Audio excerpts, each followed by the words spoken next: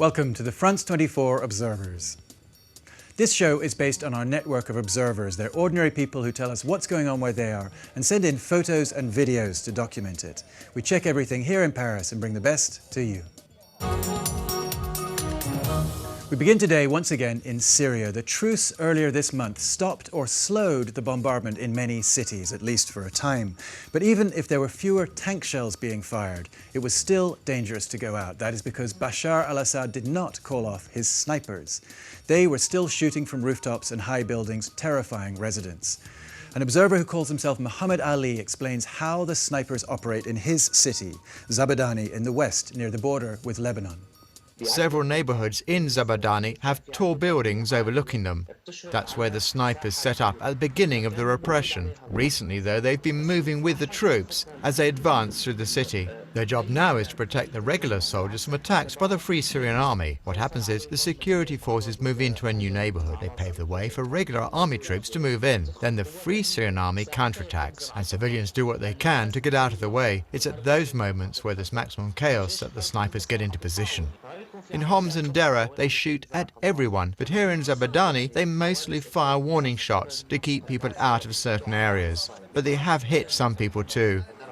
In Homs, the Free Syrian Army and local residents have even set up signs letting people know about the danger. They say in this street use of pavement on the right. The pavement on the left is in the sights of a sniper. The snipers are always teamed up with two soldiers armed with machine guns.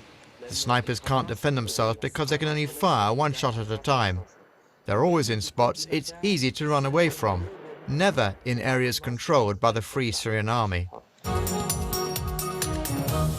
Now to one of the fastest growing cities in the world, Dhaka, Bangladesh. With 16 million people, it's the 9th biggest urban area in the world. It's bigger than London, Beijing and Los Angeles. Housing is a problem though. The city has huge slums. The authorities want to replace one of them with a technology hub. They were supposed to arrange alternate housing, but a recent demolition drive left 5,000 people homeless. We've got more now from our observer Fatima Akhter, who lives in the slum known as Karail. We knew there was going to be an evacuation at some point, but they didn't tell us the date until the day before it was scheduled. They announced it by loudspeaker and lots of people didn't hear it and went to work anyway. I was at work when I got a call saying it was happening. The home across the street from mine had been demolished, but mine was still standing. We're afraid of what's going to happen because no one knows what exactly is going to be demolished. Some people have started rebuilding their homes, but most are living in the streets. They're sleeping in tents provided by NGOs. 2 women have given birth so far, out on the streets. Not one politician is standing up for us. 60% of the slum's residents work in the textile industry. What's going to happen if all those workers are homeless? There are lots of taxi drivers too. They keep the city going. We do the toughest jobs and the government isn't doing anything to help us find housing at a reasonable cost. We don't want to spend our whole lives suffering. Next up, a look at some of the images and stories sent in this week by our observers.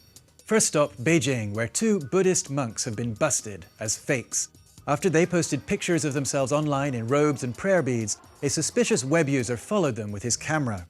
He caught them hanging out with apparent girlfriends, drinking beer on the underground, and handling wads of cash.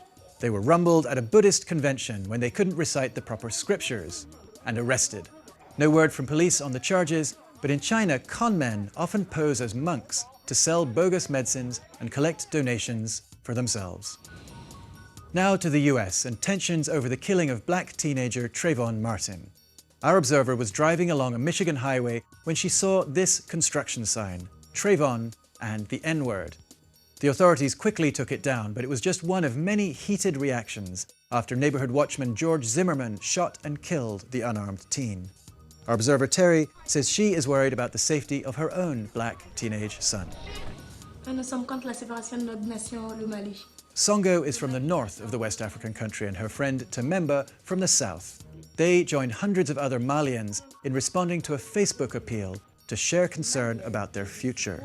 Northern rebels have taken over their half of the country and declared the creation of a new state called Azawad. It's so far been rejected by Mali's neighbours and the international community.